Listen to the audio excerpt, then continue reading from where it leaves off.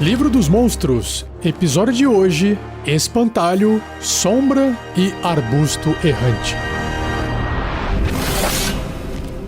Regras do D&D 5e. Uma produção RPG Next.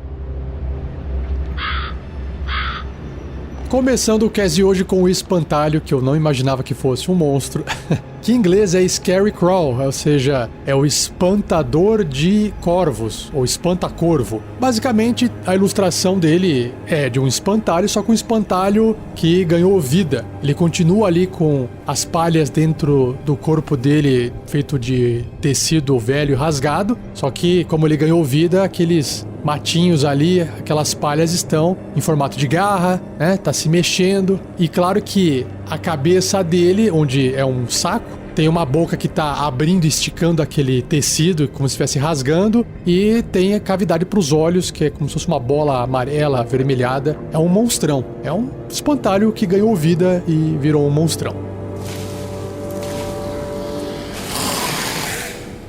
E a descrição do livro traz o seguinte: Espantalho. Na época da colheita, quando a morte revisita o mundo crepuscular e as flores do verão murcham, misteriosos espantalhos tecem uma vigília silenciosa sobre os campos vazios. Com uma paciência imortal, essas sentinelas estoicas mantêm seus postos através dos ventos, tormentas e enchentes, vinculados ao comando do seu mestre, ansiosos para aterrorizar suas presas com seu rosto de saco e rasgar vítimas com suas garras afiadas como navalhas.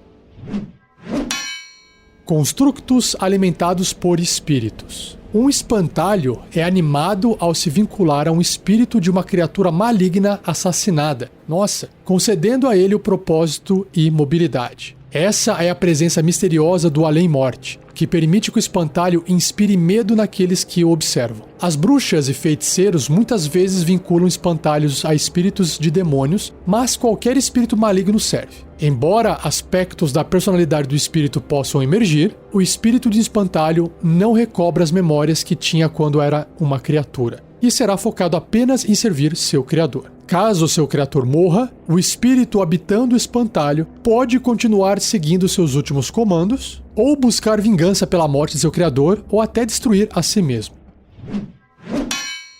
Natureza de constructo. Um espantalho não precisa respirar, comer, beber ou dormir, igual um morto-vivo.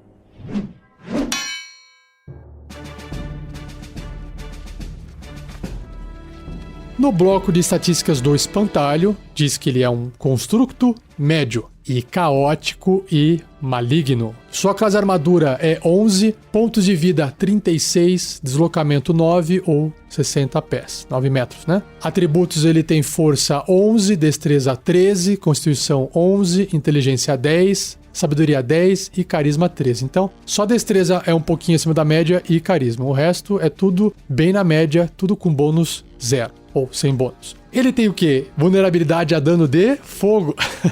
É feito de palha, né?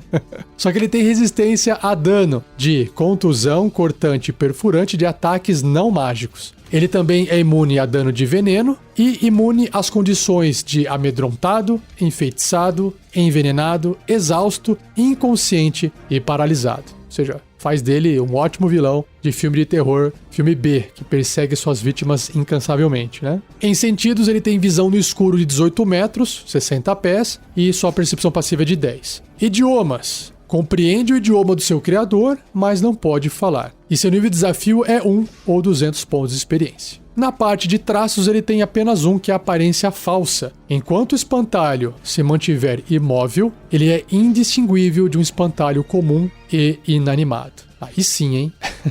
Na parte de ações, ele tem 3. Ataques múltiplos, garra e o seu olhar aterrorizante. Ataques múltiplos. O espantalho realiza 2 ataques com garra. Então, o ataque de garra é um ataque corpo a corpo com arma, mais 3 para poder atingir apenas um alvo se estiver adjacente, né, 1,5 metro dele. Se acertar 6 ou 2d4 mais 1 de dano cortante. E tem mais. Se o alvo for uma criatura, ela deve ser bem sucedida num teste de resistência de sabedoria com dificuldade 11 ou ficará amedrontada até o final do próximo turno do espantalho. Olha só, o ato de ele atacar pode causar medo nas criaturas. E o seu olhar aterrorizante, que é a última ação, o espantalho afeta uma criatura que ele possa ver até 9 metros dele, ou 30 pés. Se esse alvo puder ver o espantalho, ele deve ser bem sucedido num teste de resistência de sabedoria com dificuldade 11, ou ficará magicamente amedrontado até o final do próximo turno do espantalho. E o alvo amedrontado fica paralisado. Então é um medo mais forte do que o normal. Muito legal. Olhar aterrorizante, você já imagina a cara dele ali se deformando, abrindo, tipo Venom, né?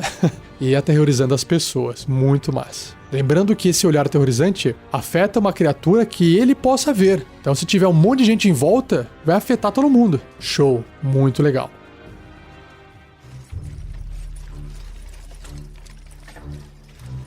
Ideia de aventura. Bom, por ser uma criatura que foi animada, o legal é ter por trás o mestre dessa criatura. Então, eu imagino os aventureiros sendo convocados para uma missão que parece ser simples, que é atravessar um campo com plantações e ir até a casa de uma pessoa, que ninguém sabe que é essa pessoa que é o mestre, talvez não seja, pegar alguma informação, levar algum item ou até roubar alguma coisa, enfim, não se sabe. Talvez até aquela pessoa esteja sendo acusada de um crime hediondo e os aventureiros foram contratados para poder trazer aquela pessoa para julgamento. Essa é a história que contam para os aventureiros. E aí eles estão indo em direção à casa dessa pessoa e vão passar por uma plantação que, é claro, vão ter espantalhos. Nem todos os espantalhos serão espantalho monstro. Pode ter uns 2, por exemplo, para um grupo de aventureiros de nível 1. E aí é evidente que todo jogador de RPG vai ficar suspeito daquilo lá, e aí ele vai colocar o seu personagem em ação para poder talvez interagir, analisar, investigar. E quando for o momento oportuno, porque o espantalho pode ficar quieto, parado e se fingir de espantalho morto, né, que não tem vida nenhuma, à vontade, ninguém vai perceber, né? E assim que estiver bem posicionado, ele revela o seu rosto, o seu olhar aterrorizante e tenta amedrontar todo mundo para depois descer e fatiar todo mundo com as suas garras. Então é bem terror. Isso vai reforçar aquela ideia de que realmente o cara ou a moça que tá lá na casa, supostamente está na casa, é realmente uma pessoa ruim e merece ser punido, inclusive, por ter colocado esses espantalhos aqui, porque a princípio parece, tudo indica que os espantalhos estão protegendo a região, né? E aí o legal é quando chegar lá na casa, talvez a pessoa não esteja, talvez a pessoa já esteja morta, talvez exista um livro com descrições de como construir espantalho, e é nesse momento que você passa o lore. É nesse momento que você passa todo esse conhecimento que o livro dos monstros trouxe sobre as criaturas do espantalho. Isso que é legal. Como é que eles foram criados, foi feito um ritual, nossa, por quê? E aí essa pessoa pode não chegar, e aí pode haver uma explicação, uma conversa de que aquela pessoa, no final das contas, estava fazendo aquilo para se proteger porque estão perseguindo ela por um outro motivo e é melhor ela ser silenciada para não contar um segredo, enfim, esse tipo de coisa. E aí você desenrola a sua aventura para um plot narrativo que envolve outros desafios, outros combates e assim vai. Então tá aí, espantalho sendo usado pro começo de uma aventura bem simplesinha, tudo parece que é simples de resolver e já apresenta ele ali. Acho que é uma criatura super legal para colocar, porque é uma coisa que não se espera encontrar com frequência, né, em aventuras RPG. Fica a minha dica, minha ideia de aventura, e se você também tiver a sua, compartilhe, pode escrever onde você estiver ali, onde tem pessoas ouvindo esse episódio. Se quiser colocar no fórum do RPG Next também é possível, acesse o site rpgnext.com.br, vai no topo, tem um botãozinho escrito fórum, ou no post desse episódio tem um link diretamente para ele também, onde você pode compartilhar ali a sua ideia, certinho? Show! Seja você também um guerreiro ou uma guerreira do bem. Para saber mais, acesse padrim.com.br/rpgnext ou picpay.me/rpgnext.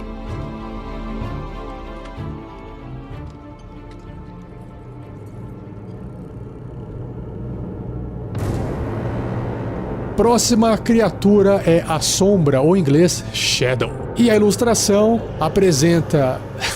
Como eu posso descrever? Uma sombra por trás de uma pessoa enforcando ela, matando ela. Só que essa sombra não tem forma quase que nenhuma, só mais em cima ali, perto da região da cabeça, que parece formar uma cabeça, e o que tá matando a pessoa ali enforcada, de costas, né, é uma espécie de uma mão em formato de sombra.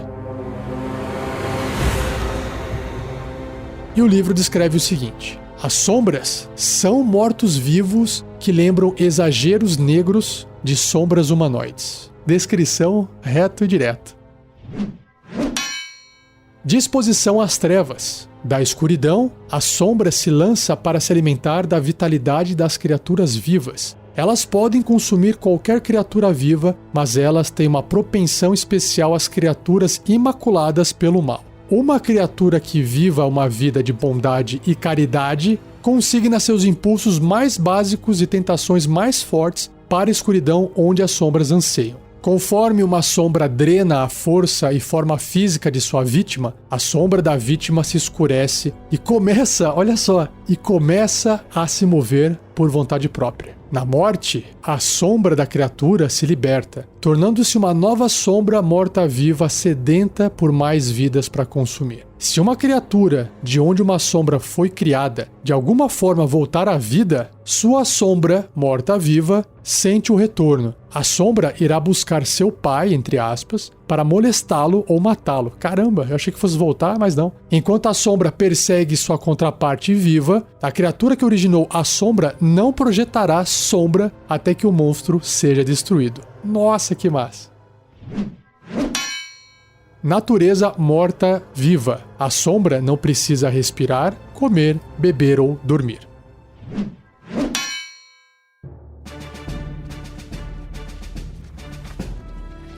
Sombra é um morto-vivo médio de tendência caótico e má. Sua classe armadura é 12, pontos de vida 16, deslocamento 12 metros ou 40 pés. Em atributos físicos e mentais, ela tem força 6, abaixo da média, bem abaixo inclusive. Destreza 14, bem acima da média. Constituição 13, inteligência 6, uau, bem baixo também. Sabedoria 10 e carisma 8. Então ela é bem instintiva aqui. Em perícias ela tem bônus de furtividade, mais 4, ou mais 6 se tiver na penumbra ou escuridão. Faz todo sentido. Vulnerabilidade a dano radiante, então danos radiantes vão causar o dobro nela. Só que ela tem resistência às danos, olha só. Dano de ácido, elétrico, fogo, frio, trovejante, contusão, perfurante e cortante de armas não mágicas. Todos vão causar metade do dano só. Aí ela tem imunidade a dano, ou seja, não pode afetar ela de forma alguma, que são danos necróticos e de veneno. E também tem imunidade à condição de agarrado, né? Não tem como agarrar uma sombra, não fica caído no chão também, não tem como envenenar, ela não fica exausta, não fica impedida, não tem como evitar que ela saia andando por aí, ela não fica inconsciente, ela não fica paralisada e nem petrificada, é uma sombra. Em sentidos, ela tem visão no escuro de 18 metros, ou seja, 60 pés, e percepção passiva de 10. Idiomas, nenhum. E seu nível de desafio é meio. Porque ela tem só 16 pontos de vida, né? Ou 100 pontos de experiência. Na parte de traços, ela tem 3 traços. Amorfo, furtividade sombria e fraqueza solar. Em amorfo, diz que a sombra pode se mover através de um espaço de até 1 polegada ou 2,5 cm de espessura sem se espremer. Passa reto.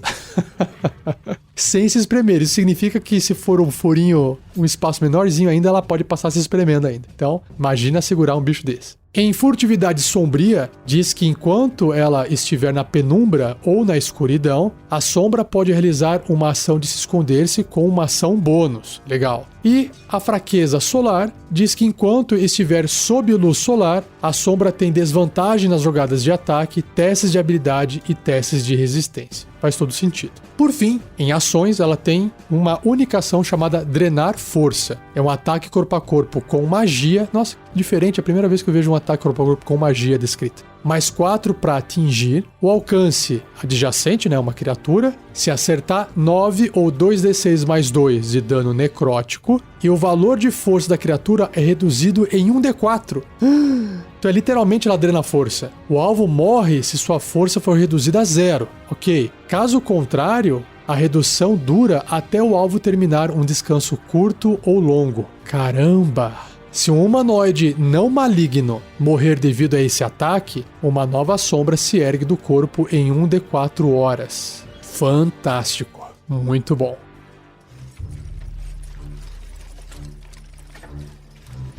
Então, imagine a seguinte cena. Os aventureiros foram convocados por alguém para completar uma missão e essa pessoa ela se apresenta num local com bem baixa iluminação, como se fossem velas, mas com bastante fonte distribuída. Quando você está num ambiente com muitas fontes de iluminação, dificilmente você enxerga a sombra das pessoas. Então, num estúdio com muitas lâmpadas, basicamente você não vê sombra nenhuma. Só que no mundo de fantasia medieval, não tem como você colocar várias fontes de luz extremamente fortes, a não ser com magia, né? Ou tochas, que não é tão forte assim. E aí a pessoa consegue esconder que ela não tem sombra. Mas seria legal de, durante uma conversa de briefing ali da aventura, os personagens pudessem ter a chance de fazer um teste para poder perceber que aquela criatura não tem sombra. Por exemplo, ela vai pegar uma caneta ali, uma pena, né? Caneta. Uma pena e vai assinar um documento, um acordo, e aí de repente o pessoal percebe que não tem sombra. Então tem várias formas de esconder isso e deixar no ar. Caramba, essa criatura não tem sombra? E aí vai colocar a semente da discórdia na mente dos jogadores. É um humano que tá na nossa frente conversando com a gente, ele não tem sombra, deve ser um vampiro, deve ser um monstro, não, né? E aí fica aquela coisa. E quando na verdade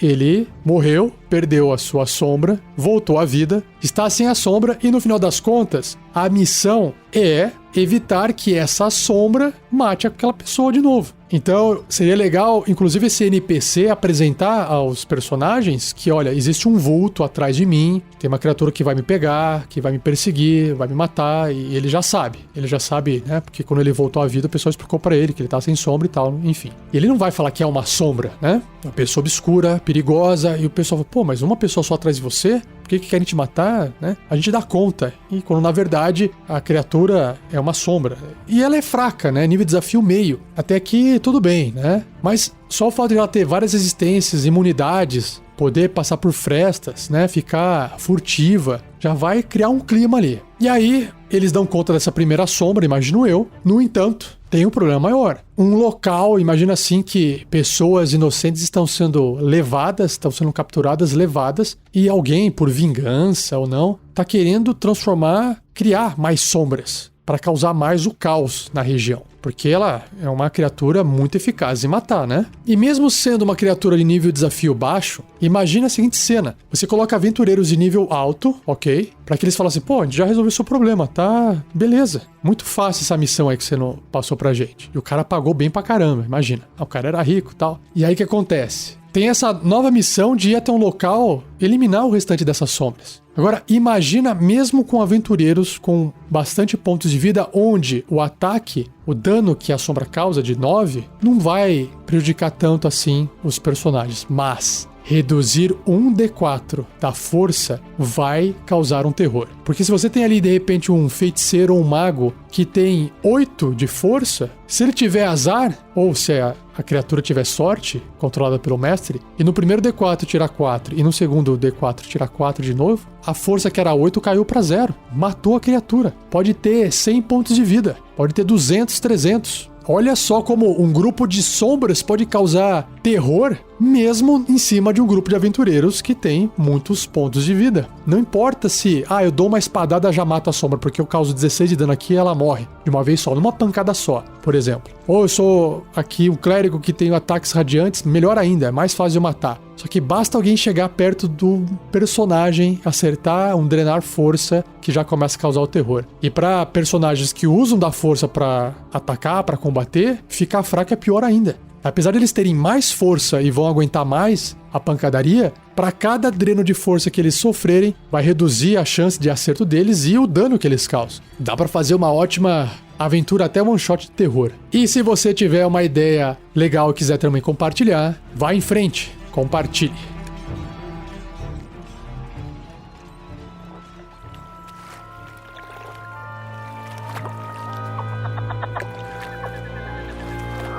Por fim, o último monstro do cast de hoje é o Arbusto Errante, ou em inglês, Shambling Mound. E ele tem uma ilustração no livro que basicamente imagina um emaranhado de raízes, com terra, com folhas e até alguns cogumelos, ganhando forma e andando como se fosse uma criatura de 4 patas, que pode também ficar em pé, em 2 patas. A ilustração então mostra isso, um monstro feito de mistura de terra com raízes de árvores. Só que, para piorar, tem ali um ser humano que está sendo engolido pelas raízes na lateral do monstro, que apesar de ter uma boca feita ali com pedras e mais raízes como se fosse um bigode, não tem olho, não precisa usar isso para poder, pelo visto, se alimentar ou matar quem quer que esteja próximo dele.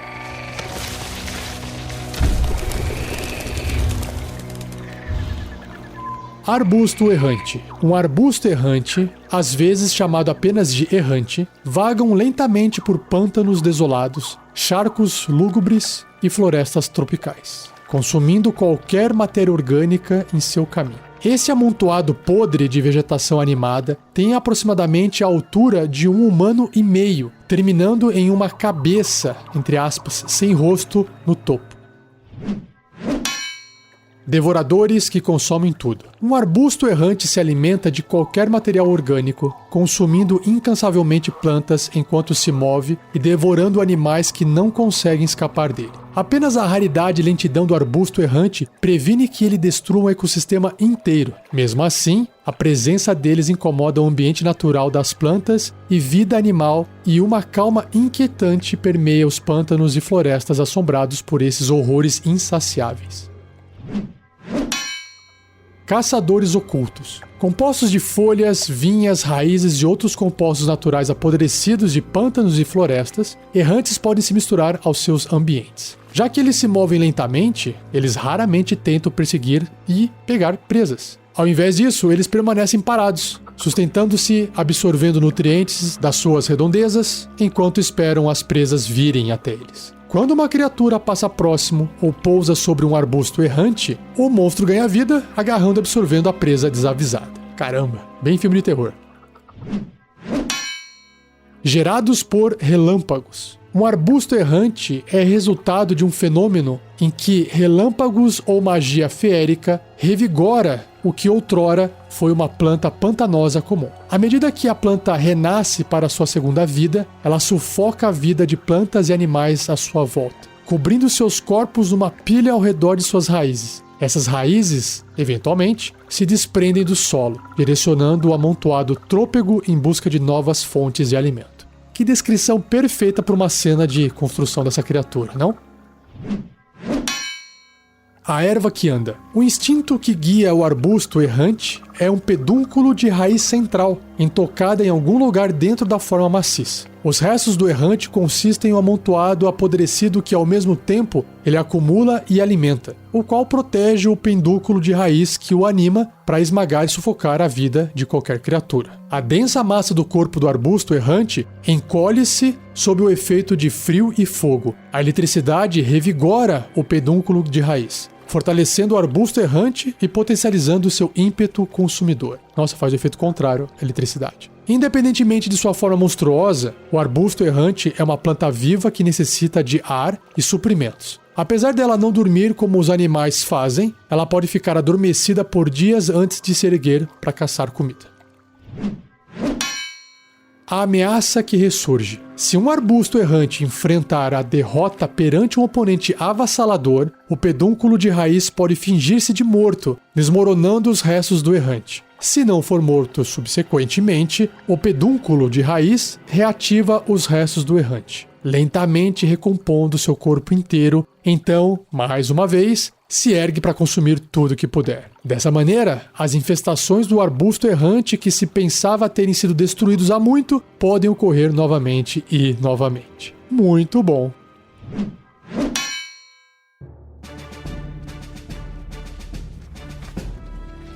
Vamos ver então o que o bloco de estatísticas diz sobre essa criatura, esse monstro fantástico. Então, o arbusto errante é uma planta grande de alinhamento ou tendência imparcial, unaligned. Ela tem uma classe armadura 15, uma armadura natural, pontos de vida 136, uau, legal, bem fortinho. E aí no deslocamento ela tem 6 metros se estiver no chão, 20 pés, e também na água, natação de 6 metros, 20 pés. Nos atributos físicos e mentais ela tem força 18, bem forte, destreza 18, né, lentinha, constituição 16, bem alto também. Agora a inteligência é 5, afinal de contas é uma planta, mas não é uma planta tão planta assim, né? Inteligência 5 é uma boa inteligência para uma planta. Sabedoria 10, o que vai representar mais uma questão instintiva, e carisma 5. Ela tem um bônus de perícias de furtividade mais 2, tem resistência a dano de frio e fogo, o que eu não esperava, porque na descrição falava que ele se encolhia diante de frio e fogo, mas ele tem resistência, mas vamos continuar aqui. Também tem imunidade a dano elétrico, não vai fazer nada a eletricidade nele, e imunidade às condições de cego, surdo e exausto. Em sentidos, tem percepção a cegas de 18 metros, 60 pés, e é cego além desse raio. porque o bicho não tem nem olhos, né? Nem ouvidos. E tem uma percepção passiva de 10, não tem nenhum idioma, e seu nível de desafio é 5, ou 1.800 pontos de experiência. E aí ele tem um traço relacionado à eletricidade, que é a absorção de eletricidade. Sempre que o arbusto errante for alvo de dano elétrico, ele não sofrerá nenhum dano e recuperará uma quantidade de pontos de vida igual ao dano elétrico causado. Nossa, vai curar a criatura. E aí em ações, tem 3, ataques múltiplos, pancada e engolfar. Ataques múltiplos diz que os arbustos errantes realizam 2 ataques de pancada. Se ambos os ataques atingirem um alvo médio ou menor, que geralmente é o tamanho dos aventureiros, o alvo estará agarrado, com uma dificuldade de 14 para poder escapar. E o arbusto errante usa o seu engolfar naquela criatura. Caramba! Vamos lá pro próximo ação. Pancada. É um ataque corpo a corpo com arma, mais 7 para atingir, o alcance 1,5 m apenas um alvo. Se acertar, vai causar 13 ou 2d8 mais 4 de dano de contusão. Ó, um bom dano. Agora, o engolfar, que é a última ação,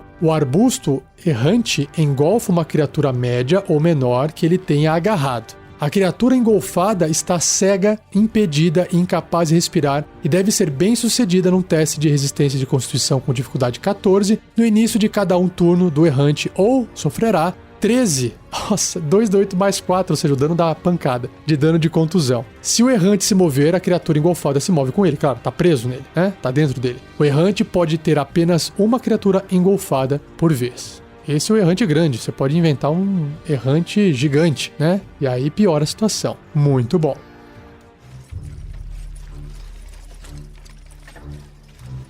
Ideia de aventura.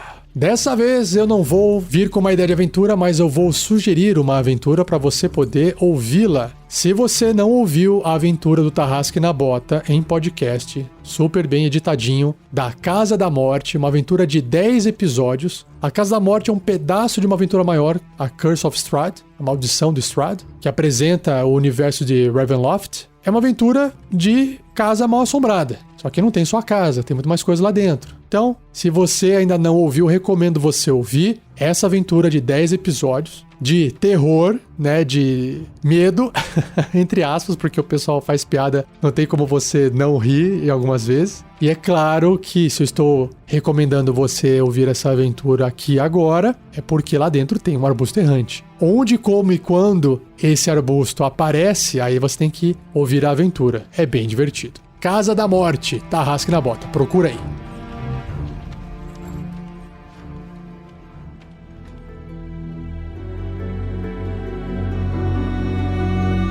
E assim eu encerro mais um episódio do Regras do D&D 5e. Espero que você tenha gostado. Não deixe de compartilhar, já sabe, compartilha, deixa o seu like, deixa o seu joinha. Agradeça ao Gleico Vieira Pereira. E um último recadinho que eu gostaria de aqui anunciar mais uma vez é que eu, Rafael47, estou prestando um serviço de mestre de aluguel. Eu estou preparando aventuras para um grupo de jogadores que esteja disposto a rachar o valor da mesa para poder jogar. Quem escolhe essa aventura é você. Se você quiser saber como é que eu faço esse trabalho, quanto é que custa, que aventura que é possível de ser jogada, entre em contato comigo através de um formulário bit.ly.quero